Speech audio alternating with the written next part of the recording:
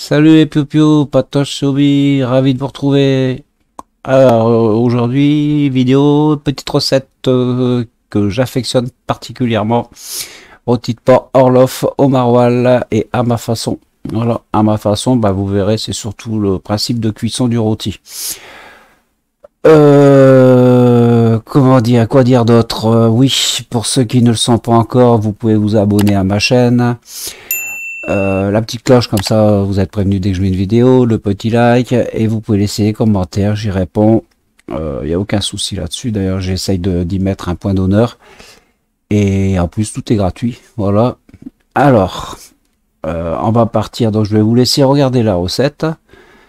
Qu'est-ce que je peux vous dire? Bah, j'espère que ça vous donnera l'eau à la bouche, et avant toute chose, je voudrais simplement vous dire, beaucoup de gens connaissent le maroilles. C'est un fromage qui est excessivement fort, à l'odeur peut-être, quoi que ce soit. Même à la cuisson, ça dégage une certaine odeur. Par contre, en bouche, bah, c'est le petit Jésus en culotte de velours. Ça, moi, je vous le dis. Voilà, sur ce, bonne visualisation de la vidéo. Voilà, et on se retrouve à la fin.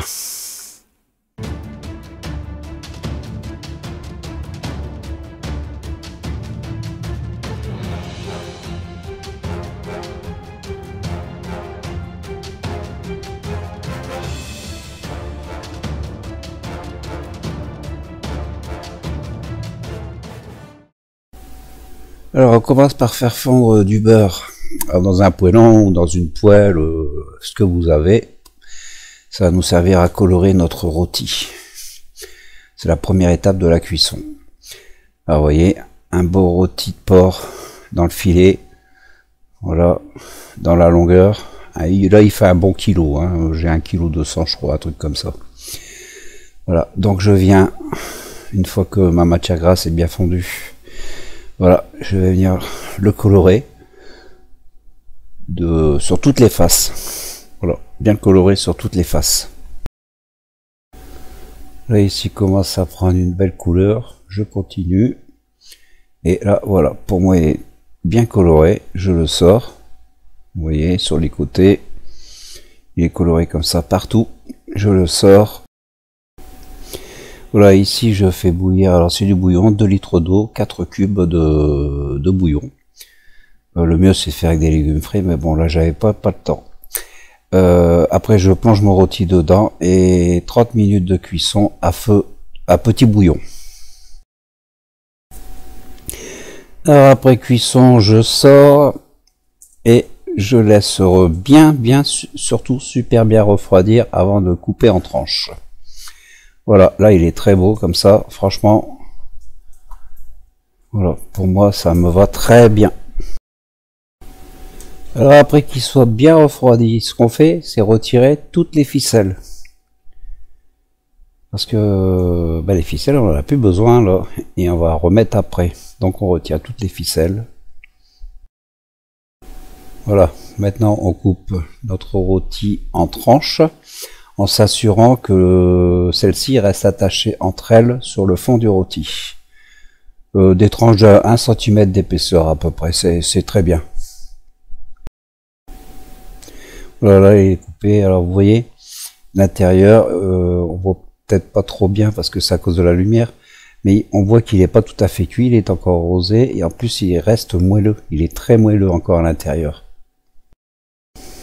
Bon, maintenant là ici on va préparer pour le maroilles. Vous avez vu, là j'ai coupé mes tranches de jambon supérieur en deux. Alors maroilles, c'est du Fouquet. Voilà, donc on déballe. Alors ce que je fais, je vais couper les quatre, j'enlève les croûtes sur les 4 côtés. Par contre je ne les jette pas, je les réserve. On va s'en servir pour la sauce maroilles tout à l'heure. Donc voilà, je coupe mes 4 côtés et après je fais des tranches de à peu près 1 cm et je fais ça avec mes 2 maroilles. Bon bah tout est prêt, le fromage est coupé, le jambon supérieur et mon rôti est coupé. Maintenant on va confectionner l'ensemble. Alors on prend du jambon supérieur. C'est assez difficile parce que les tranches sont très fines.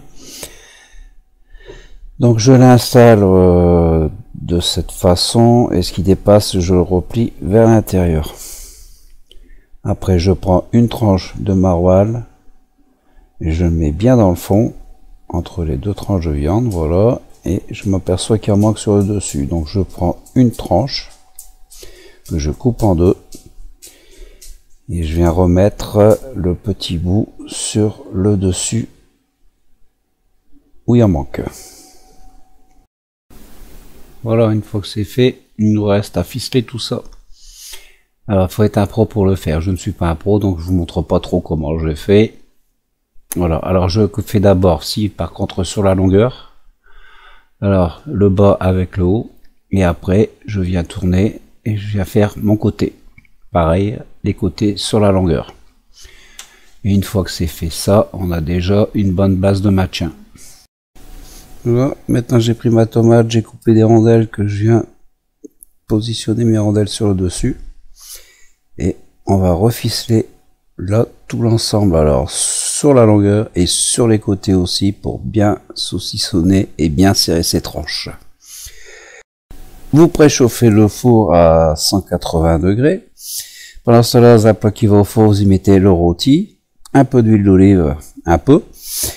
Vous poivrez, alors selon vos goûts, hein, moi je poivre bien, j'aime bien ce qui est relevé. Après, une fois que c'est fait, vous mettez sur le côté. Dans une casserole, sur un feu doux, vous versez vos 40 centilitres de crème fleurette. Alors, faites chauffer à feu doux, comme j'ai dit. Du poivre. Voilà, pareil, hein, vous poivrez à votre volonté. Alors, ensuite, on y met le maroilles qui restait. Donc là, en l'occurrence, 400 ml de crème pour 200 g de maroilles. Et on mélange tout doucement. Alors à feu très doux. Hein, faut bien baisser, faut laisser fondre tranquillement. Voilà. Et vous remuez de temps en temps pour éviter que ça tâche sur le fond. Alors, pendant le temps que ça fonde tranquillement, nous allons enfourner notre rôti pendant, donc on avait mis une demi-heure, pendant à peu près 40 minutes. Un petit 40 minutes. À contrôler au bout d'une demi-heure. Voilà, donc on revient sur notre crème, on mélange, voilà, le temps que le fromage fonde bien. Alors là, on met de côté, et dans une poêle, on y met un peu de beurre. Voilà, en contrepartie, j'ai émincé une échalote que je vais venir mettre à l'intérieur et laisser fondre tranquillement. Voilà, je mets l'échalote et je vais la laisser fondre tranquillement. Voilà, et après on va aller l'infuser dans notre crème. Je remets donc ma casserole sur le feu. Je mets mon échalote à l'intérieur et à feu très doux, je mélange tranquillement pour laisser infuser l'échalote. Bon, après 2-3 minutes, alors à feu très doux, on prend une autre casserole, on prend un chinois et on vient passer au chinois toute la sauce. Parce que ce qui peut être désagréable dans cette sauce, c'est si on a un petit morceau de fromage qui n'a pas fondu ou un bout de croûte qui est resté, voilà. Donc on passe bien le tout. Alors vous allez me dire l'échalote, eh ben oui, l'échalote va rester dedans, mais elle est infusée dans la crème. Voilà, on rajoute du persil. Alors le mieux c'est du persil frais, j'en avais pas, donc j'ai mis du persil séché.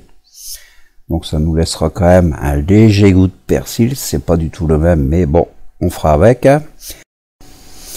Alors on réserve sur le côté et on va chercher son plat dans le four. Là, voici le plat sorti du four. Voilà, au final ça nous donne un beau petit rôti comme ça.